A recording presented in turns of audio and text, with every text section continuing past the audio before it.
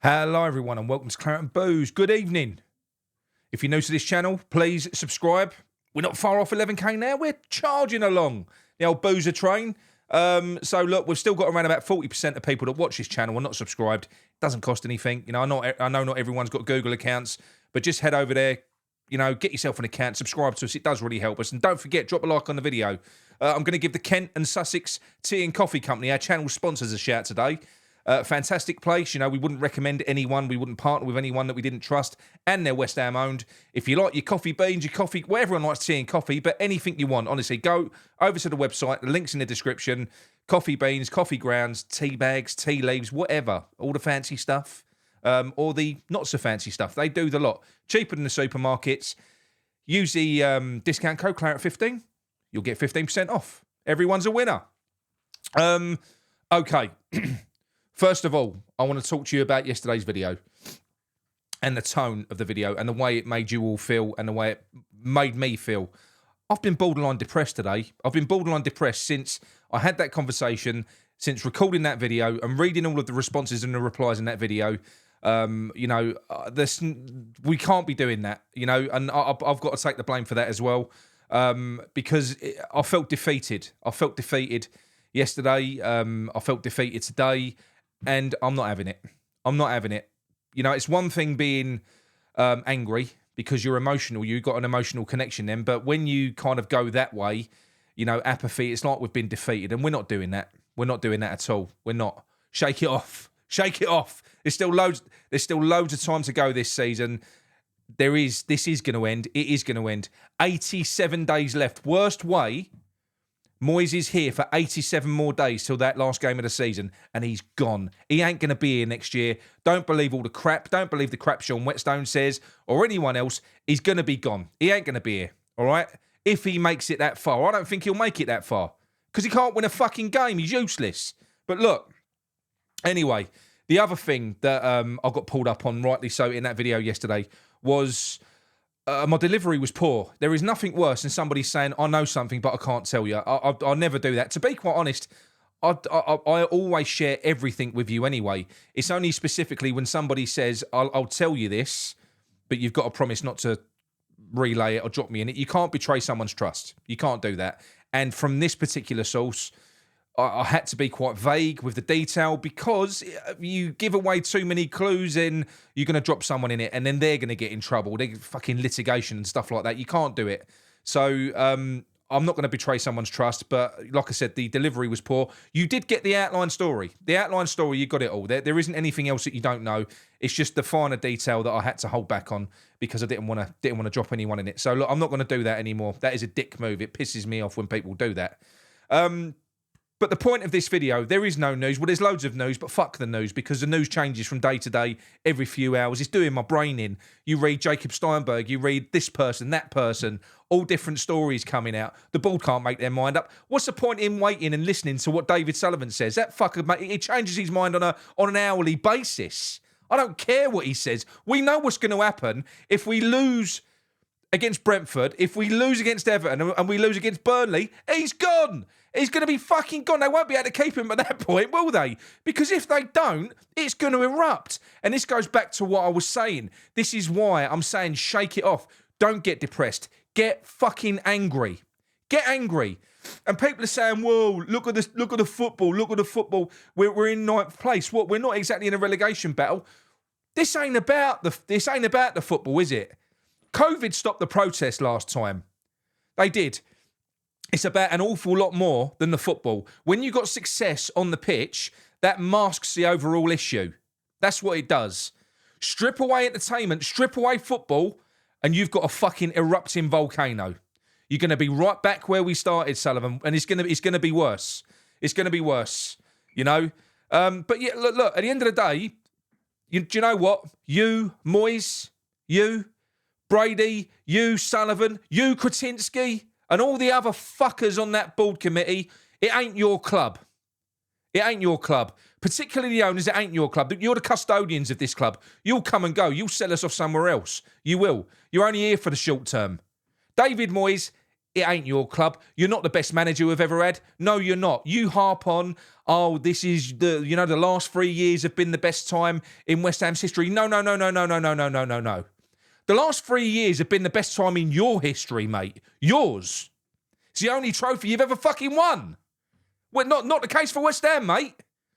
All right? So we have got history. We're bigger than you and we always will be. You know, when you go, you're going to be no more than a fucking fart in the wind to most of us, to people like me at this point. I can't stand you. If you had any self-respect, you would go. Because the people don't want you here now. Most people don't want you here. But it is our club. It's the fans' club. It's my club. It's fucking your club. It's your club. This is what I'm saying. Don't get upset. Don't get depressed. Don't allow them to do it to you. Get angry. Get the emotion back. Let's not let them get away with this. We've called for empty seats in the stadiums and stuff like that. Don't go to the games.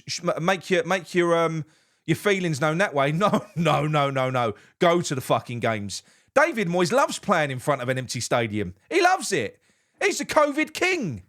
That's when he excelled. He's not a crowd pleaser. He don't give a fuck if you're there or not. He'd rather you weren't there. Go to the stadium. Make your feelings known. Make them uncomfortable. Whatever you want. Support the team. Boo the fuckers in the box. Boo the bloke on the sidelines. Wave your white handkerchief. Fucking black balloons. I know you can't get your Moyes out banners in there and everything else, but you can make your voices heard. That's what you can do. Get in now, fill that place up and make them uncomfortable. Don't give them an easy ride of this because they have fucked up. They made one of their pledges, as well as Brady giving us all that shit, world-class team in a world-class stadium. Well, no, it never has been and it never will be under your tenure because look at you. You back David Moyes. We know that. We know you're in Sullivan's ear. We know you're one of the main drivers behind this, Brady. You're never going to keep your fucking nose out. You're pulling Sullivan's strings by the sound of it. That little muppet can't make a decision for himself. For whatever reason, I don't know whether you've got a copy of his hard drive or anything, but it seems like you pull his strings. But you ain't pulling our strings.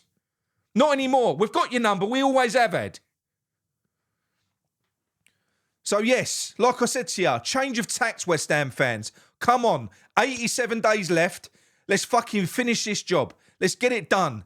Let's get our club back. Let's make sure that not only do they understand that it's the style of, that it's David Moyes that we dislike, that it's the approach, the style of football, everything about the way they do it. Let's make sure that they understand. Let's make sure it's fucking black and white, that they understand that their next move, and Sullivan should feel nervous about the next move, because it ain't on us. If he fucks it up and gets it wrong like he did with Pellegrini, that ain't on us. That's on him. That's on you, Sullivan. It's down to you to go out and appoint the right man that can take us in the right direction. It's down to you, mate. That's your job. I know you're shit at it, but that's why you got Tim Stighton there. I suggest you lean on that man because you've got more chance of getting it right and not looking like a fucking idiot again, ain't you? That's what you got to do. And if I was you, I'd act sooner rather than later because he won't hang about for long. He won't hang about for long. He'll be gone. I know we've got his brother in and everything else, blah, blah, blah, blah, blah. But look, with everything that I've been told, okay, the upshot is it's still in the balance. Nothing's definitive. Tim hasn't gone yet. Moyes hasn't signed a contract yet. Anything can change. It can change on a game-by-game basis. And as we know, little fucking...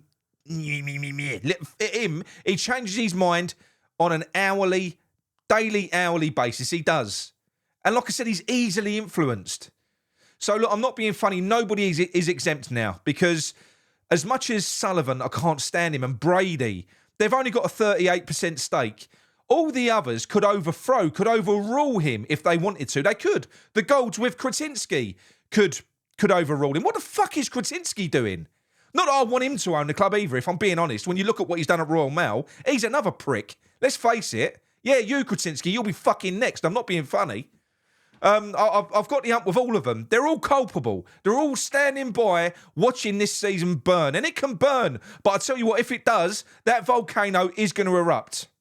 It is. And it ain't just going to be about the football. It's going to be about everything. The stadium move. all the fucking broken promises, like I said to you, all that this is the last 3 years have done, this of relative success, all that's done is it's masked it and it's put all the other issues to the bottom. Strip that away, it's all going to fucking come out again. It is. And I've got no doubt it will, because I don't think you are going to act soon enough. You know, I don't think you are. Moyes ain't going to protect you. He ain't going to be your fire blanket. He's not. In fact, he's irrelevant now. I don't even think he does anything. Players as well. I'm not being funny. Do what you did at the tail end of last season. Grow some bollocks. Have a fucking meeting between yourselves. When you're out on that pitch, when you cross that white line, do what you need to do to go out there and win a game. Don't follow his every word, because his instructions and his tactics are bollocks. Your world-class players, Kudus, Bowen, Paqueta, Alvarez, Emerson, all of these players, Ward-Prowse, all of these players, he's making you look shit. That's what he's doing. He's devaluing you. Even if you want to leave, you want to leave on a high so that you can say, look at me, I'm an 80, 90 million pound player. I want this much money. You ain't going to be worth tuppence by the time this fucking season's over. Pull your finger out. If it ain't working, what he's doing, which it clearly ain't, you lot know how to play fucking football. Go out there and play it. Look, anyway, that's it from me. So listen. Don't get angry. I'm going to say it again. No, do get angry. Don't get sad. Not anymore. Don't get depressed. Get fucking angry and let's get our club back. Come in your hands.